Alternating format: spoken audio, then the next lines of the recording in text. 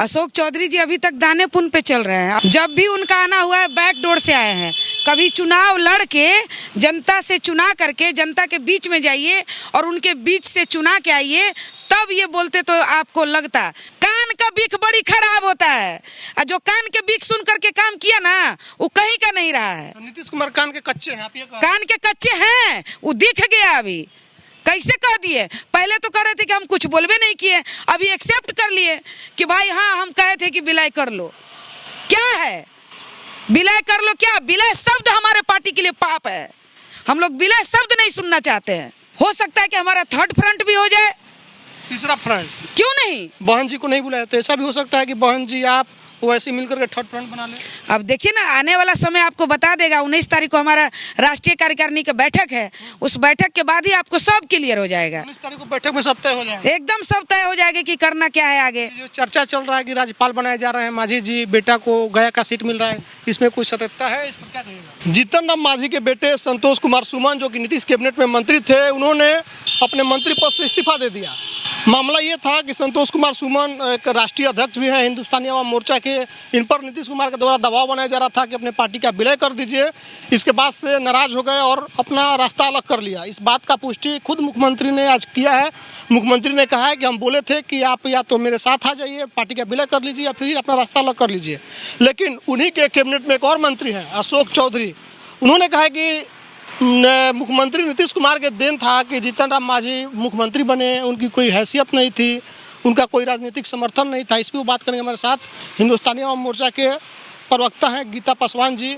आप लोगों की हैसियत नहीं थी कि मांझी जी मुख्यमंत्री बन जाए, आप लोगों के पास समर्थन भी नहीं था, तो मुख्यमंत्री बना दिए थे नीतीश जी। माननीय अशोक चौधरी जी, आपको पता होना चाहिए कि अभी तक आप दाने पुन पे चल रहे हैं। कौन दान पुन पे है? अशोक चौधरी जी अभी तक दाने पुन पे चल रहे हैं। अभी तक उन्होंने एक बार भी चुनाव नहीं लड़ा है, बैक डोर से। जब भी उनका आना हुआ है बैक डोर से आए हैं। कभी चुनाव लड़ के जनता से चुना करके जनता के बीच में जाइए और उनके बीच से चुना के आइए, तब ये बोलते तो आपको लगता।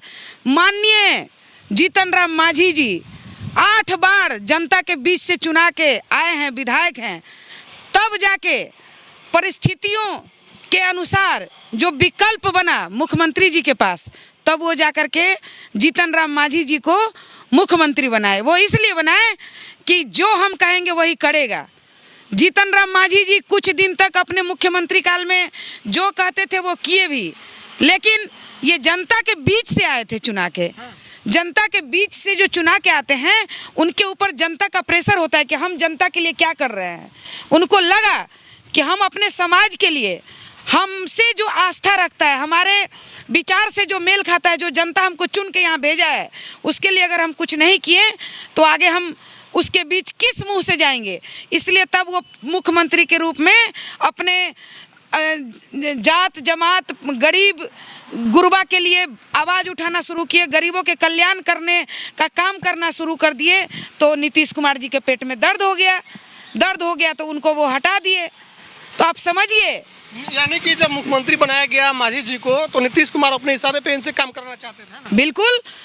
कई बार ये आपको तो पता है, कई बार हमारे राष्ट्रीय अध्यक्ष जब थे हमारे मांझी सर और पूर्व मुख्यमंत्री जी, तो कई बार कह चुके हैं कि कुछ दिन तक तो हमको चाहा कि जो बोले वो करे, जो बोले वो करे, लेकिन वो भी किए। लेकिन जब उनका जमीर जागा कि हम मुख्यमंत्री हैं तो हमारा भी तो कुछ डिसीजन होना चाहिए। बस काम करना शुरू किए।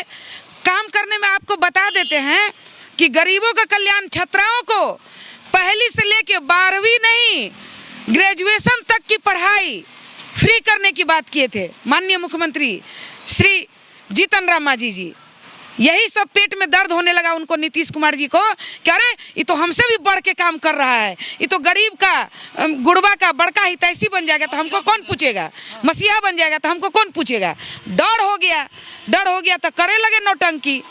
उसका नतीजा हुआ कि हमारे मांझी सर को मुख्यमंत्री, और वो चाहते, हमारे जीतन राम मांझी जी चाहते तो 6 महीना तक वो मुख्यमंत्री बन के रहते।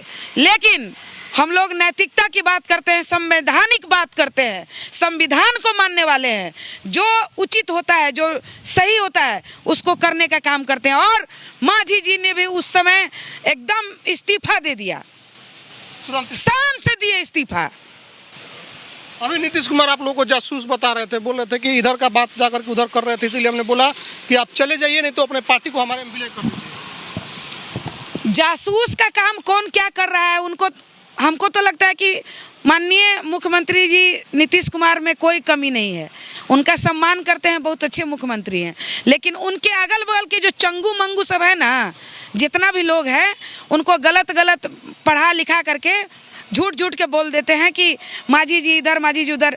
अरे प्रधानमंत्री नरेंद्र मोदी हैं, अमित शाह केंद्र में मंत्री हैं, गृह मंत्री है ना जी, तो उनसे मिलने कोई जाएगा अपने क्षेत्र के काम को लेकर के, बात को लेकर के। सबको पता है कि गहलोत से 25 आदमी गया था पैदल यात्रा करके, 2 महीना पैदल चला था भारत रत्न दिलाने के लिए।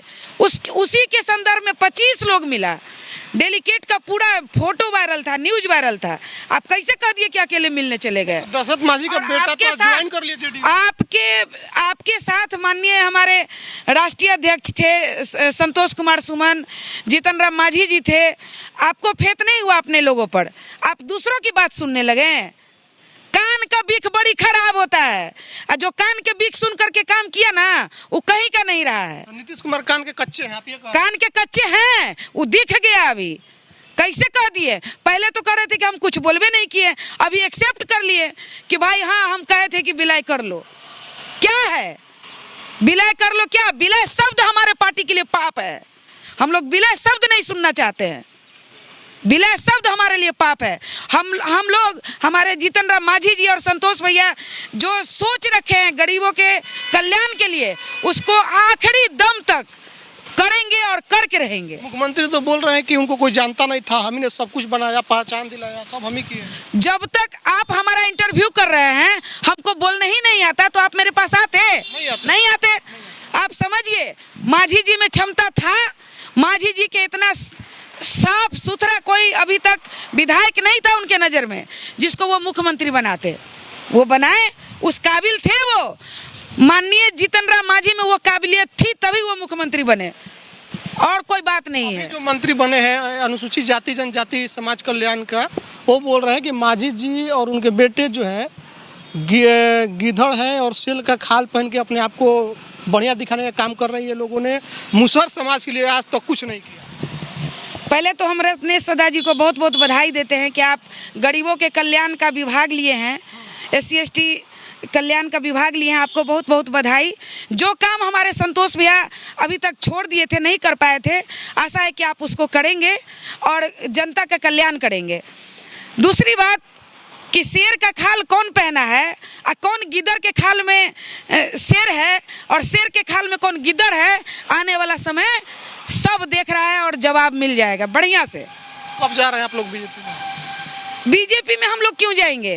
किसके साथ चुनाव लड़िएगा 24-25 में? हमारा एकदम रास्ता क्लियर है, जनता के सेवा करना है अभी, और हो सकता है कि हमारा थर्ड फ्रंट भी हो जाए, तीसरा फ्रंट क्यों नहीं, वो भी हो सकता है। हम स्वतंत्र हैं। एक तरफ जैसे ओवैसी को इधर नहीं बुलाया जा रहा है, बहन जी को नहीं बुलाया, तो ऐसा भी हो सकता है कि बहन जी आप ओवैसी मिलकर के थर्ड फ्रंट बना लें।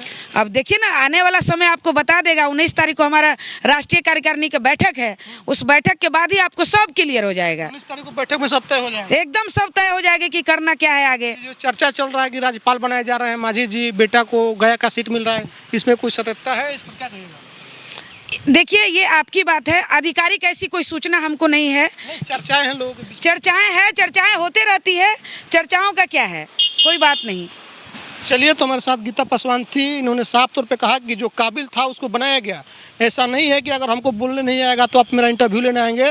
तो मांझी जी ऐसे नहीं थे कि उनके में अंदर काबिलियत नहीं था और नीतीश कुमार ने एहसान कर दिया, उनको मुख्यमंत्री बना दिया। काबिलियत थी इनके अंदर, और अशोक चौधरी ने जिस तरीके से कहा कि इनकी कोई हैसियत नहीं है, तो अशोक चौधरी को उन्होंने ओपन चैलेंज दिया है कि आप तो एक बार भी चुन के आए नहीं जनता के बीच से, बैकडोर से MLC बनते रहे बार बार, और हमसे बात कर रहे हैं जो लोग लगातार 8 बार MLC चुने गए, जनता ने जिनको चुन के सदन तक पहुँचाए। तो तमाम इनसे चर्चाएँ हुई है।